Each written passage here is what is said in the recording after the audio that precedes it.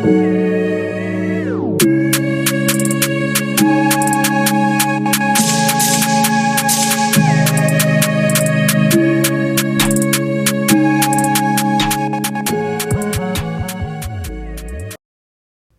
full transparency, I'm only reviewing this Drake and Party Next Door album because somebody that has helped me a lot and helped this channel a lot asked me to do it. So, if they ask me to do it, I obviously am going to do it. You'll see that person at the end of the video. And for more transparency, before we get started, I'm not a Party Next Door fan.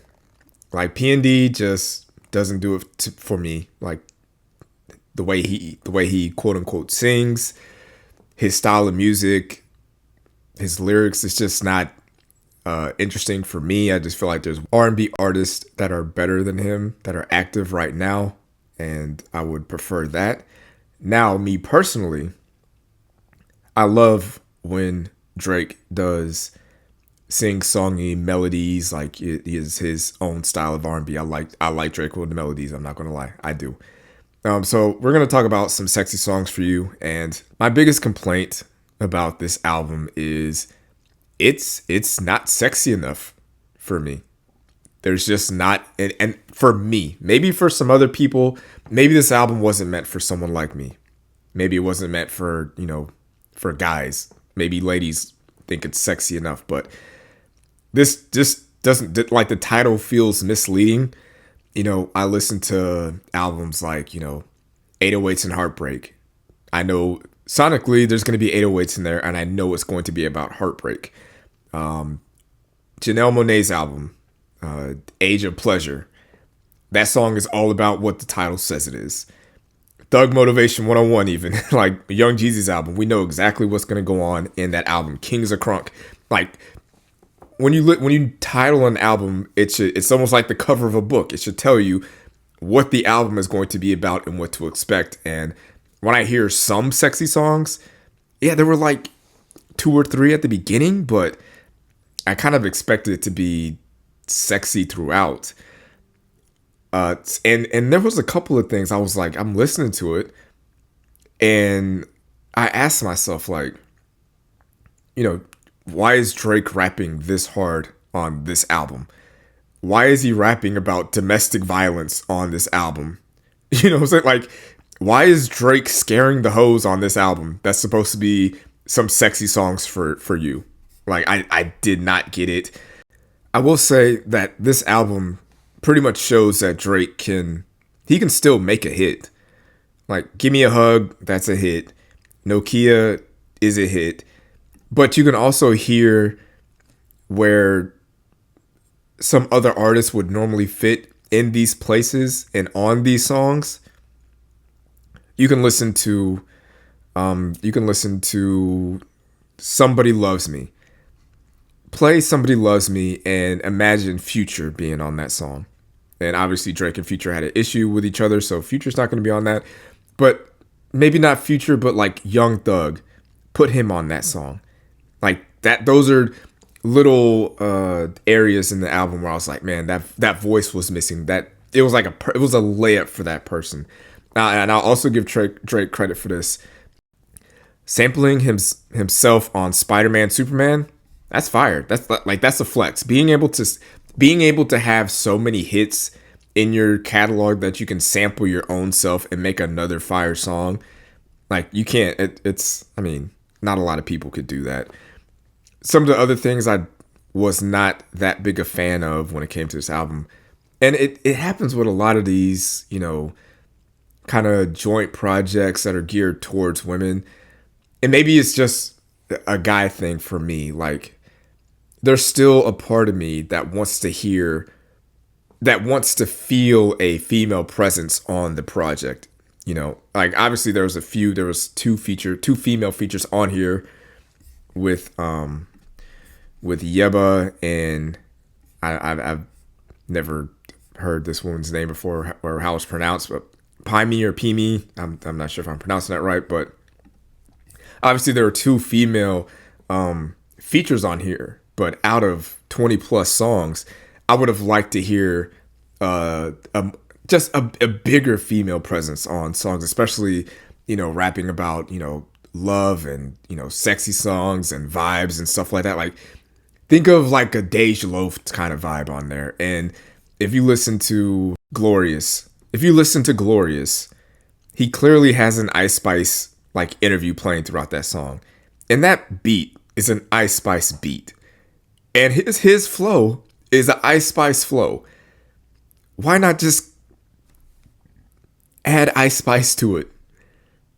I don't know if they have an issue or if things didn't go right between them or whatever, but like that song is probably better. Yeah, and maybe Ice Spice doesn't need a full 16. Maybe put her on the chorus or on the outro or intro or something. But I feel like that was a perfect opportunity to add a female voice.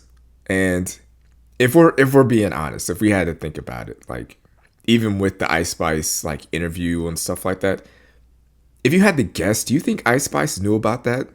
Or did she find out when we found out? When we heard that, that was the first time she heard that. I don't know. I think that was a little bit. It's something.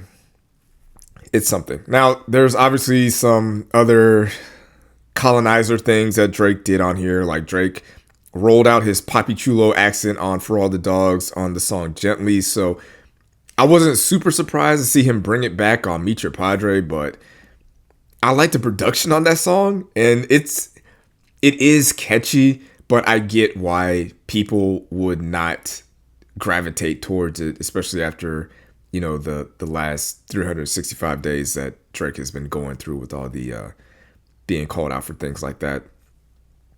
Now, there's been a big conversation about, Drake's music not aging with him or with his fans. And I kind of go back and forth on, should artists have to make mature music and grow up and do, a 444 or a Mr. Morale and the Big Steppers kind of thing, or Please Don't Cry. Like, as artists start pushing 40 and even 50, should their music begin to mature? And if I had to pick a side, I'm kind of on the side of, is the music good? Because if an artist is pushing 40 and they decide to make their own version of a grown-up album and it sounds bad, I'm not going to give them credit for making a quote-unquote mature sounding album if it doesn't sound good.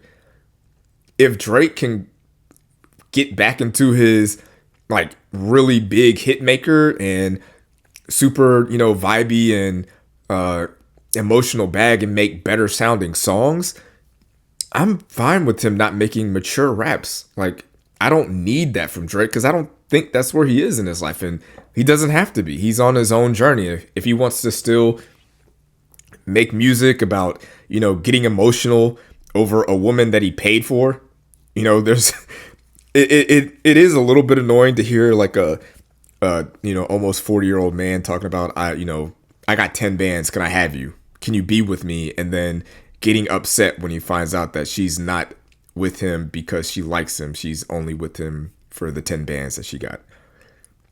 So I can see why people wouldn't like that, but I just need it to sound better.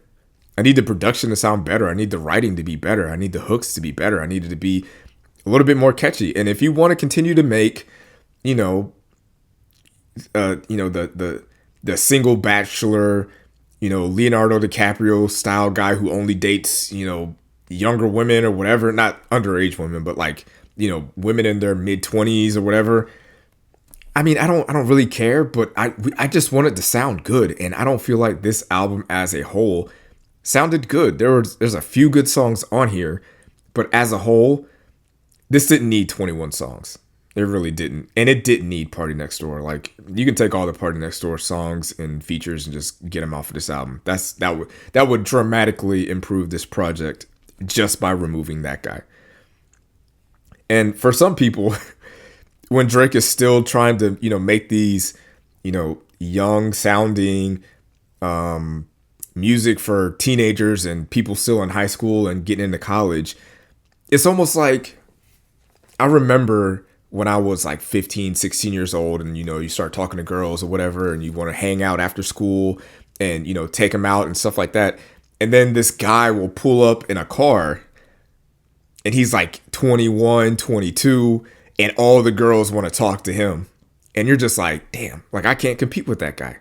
I can't compete. Like you think that guy is cool, but it's like, how am I supposed to compete with that? And you get it and you understand it. And it's like, all right, you got that, dog. You got it. Like, when I get older, when I get some money and I get a car, I can be able to impress women like that. And then you get into your, 20s, early 20s, and you're able to do that. But then you see like certain guys still doing the same thing. And I'm not talking about like, impressing girls with nice things. I'm talking about you get into your 20s and you still see the same guy going back to the high school to try to pick up girls. It's like, whoa, like, are you down bad or like what's going, like, I'm not talking about like, 15, 16, but we're talking like the 17, 18. And it's like, bro, that's a little cringy. Like you probably should not be doing that. You should not be hanging out at school like that. And then as you get older and as that guy gets older, you get into your 30s and 40s and you still hear about that same guy going back to high schools to pick up girls. And it's like, all right, this guy might have a problem. And I think that's kind of how people view Drake and where he's going with his career. And I could see how that would be a problem. Like you're pushing 40 and you're still trying to make music for girls that, get kicked out of their mom's house. You know what I'm saying? Like he has a bar in a song talking about where are you going to go after your mom kicks you out? Like, why are you talking to girls that still live with their mom that can get kicked out of the house? Like, what are we really talking about here? So yeah, I just feel like Drake has the ability to make hits. He's not gonna lose the ability to write a good song. I just feel like for the last few albums, he's just kind of going through the motions. And on a personal note, I do not like how this album is genred as R&B. I just feel like it gives a disservice to what R&B actually is. And there are so many good to great R&B acts out there that are actually singing, harmonizing, vocalizing, all the great things that R&B artists should be able to do, that is just not on this album. Like Lucky Day, Keon Dixon, Leon Thomas, Destin Conrad. There's so many great R&B artists out there and on the men's side. So like considering what Drake and PARTYNEXTDOOR did as R&B, at this point it just feels a little disrespectful. And I'm not saying I wouldn't recommend this album, but I feel like if you're a Drake fan, I think you'll find a way to like this project. If you're not a Drake fan, I would not recommend this album because it's not going to change your mind about him. But, what can I say? Shout out to Jazz. Thanks for watching, babe. Make sure to like this video and subscribe to the channel.